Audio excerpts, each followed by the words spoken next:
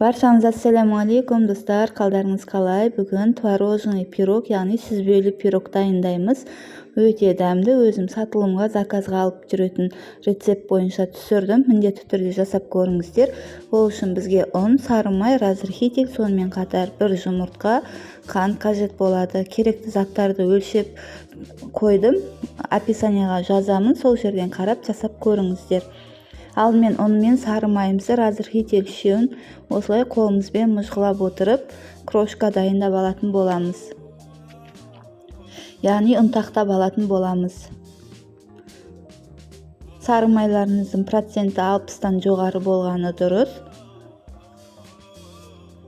Ұнды міндетті түрде електен өткізіп аламыз. Осылай мұжған кезде қолға жабысатындай болу керек. Енді кезекте жұмыртқамызға бір қантымызды салып, жақсылап араластырып, ергенше араластырып аламыз. Достар, менің каналыма тіркелмеген болсаңыздар, тіркеліп, лайк басып, комментарий қалдырып отырыңыздар. Алдыда неше түрлі қарапайым рецепттермен бөлісемін. Осы жұмыртқамызды алып, ұнымызға салып, жақсылап тұрып, қолға жабыспайтын қамыр илейтін боламыз.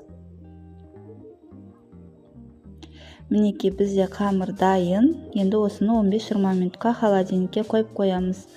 Енді начинкасын дайындайтын боламыз. Ол үшін бізге сүзбе қажет болады, қант, сонымен қатар бір жұмыртқа қажет болады. Егерде кукурузный крахмал салам десеңіздер, салуға да болады, салмасаңыздар да болады. Менде сүзбенің пайызы 9%-лық сүзбе. Кез келген сүзбе жарай береді. Осылай жақсылап тұрып араластырып аламыз. Миксермен немесе блендермен езіп алсаңыздар, тіпті керемет болып езіледі. Бір қалыпты болып менде жоқ болғаннан кейін осылай венчикпен араластырып қойдым. Қамырымызды жайып аламыз. Жайып болғаннан кейін сүзбемізді құйып 45 минутта 180 градуста пісіріп аламыз. Ас болсын, жасап көріңіздер.